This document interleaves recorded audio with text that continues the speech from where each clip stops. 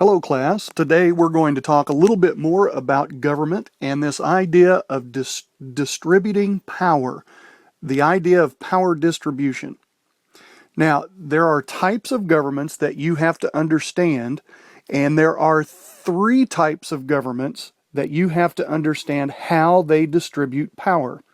Those three types of governments are a unitary style of government, a federal style of government, and a confederation. So we have to start with, what does government power really mean? Well, in this instance, what that's going to mean is what part of the government has the power to make laws and enforce the laws of the society. So there are a few things that we have to remember.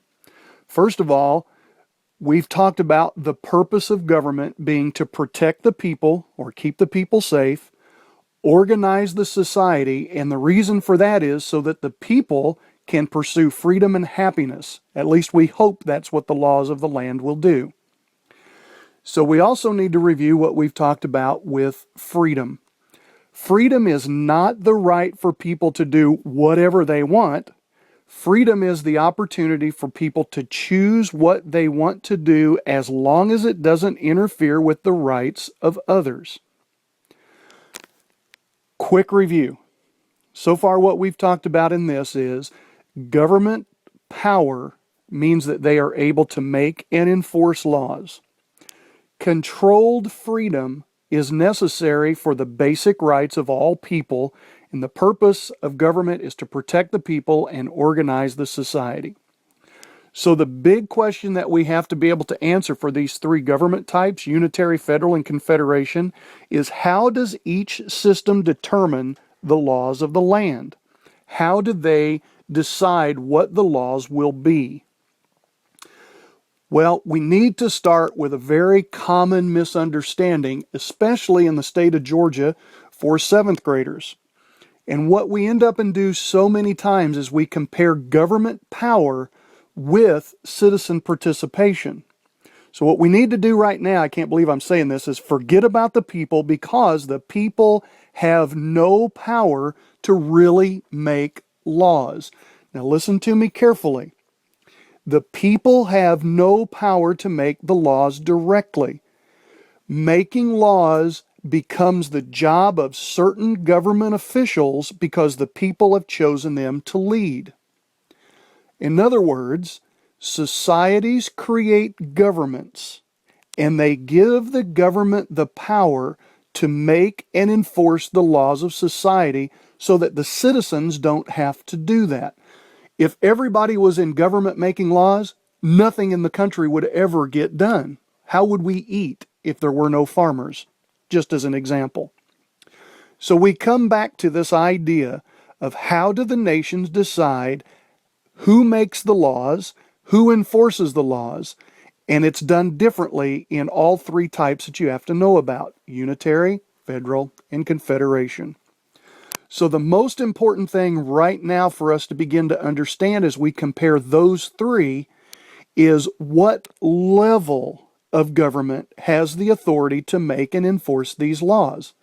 Once you find out what level, then you can talk about their power. So let's look at levels of government, starting with the smallest to the largest. And the smallest means that it has the fewest amount of people and it takes up the least geography.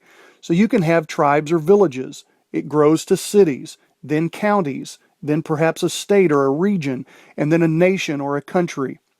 Some examples of each of those would be like for us, Varnell and Rocky Face and Ringgold and Calhoun are all towns. Dalton, Atlanta, Chicago, LA, Los Angeles, those are all cities. Whitfield County, Catoosa, Murray, Gordon counties around our area, and it just gets bigger. Our state is Georgia and our nation is the United States. So the governments that we are under are laws made by the city of Dalton, laws made by the county of Whitfield, laws made by the state of Georgia, and laws made by the nation, the United States of America. So, we have to follow laws made by our city, county, state, and nation. These four levels share the power to make and enforce laws. That's what makes us a federal system. Now imagine for a second that the national government does not allow the county or the city or the state to make any laws on their own. The national government believes that they can make all of the laws necessary for all of the people all of the time. The national level decides we're going to make these laws, we're going to make these laws for all of the people, and we're going to make these laws all of the time. So one level of government, the national level, has all the power to make the laws. That's what makes it a unitary system. It's done by one level. Now, finally, imagine that several nations choose to work together for a common good or an economic advantage or for military cooperation. None of the nations are willing to give up their power to make their own laws, but they see an advantage to working together. Now, that organization of all of those nations cannot make laws without each individual nation or member nation agreeing to the ideas.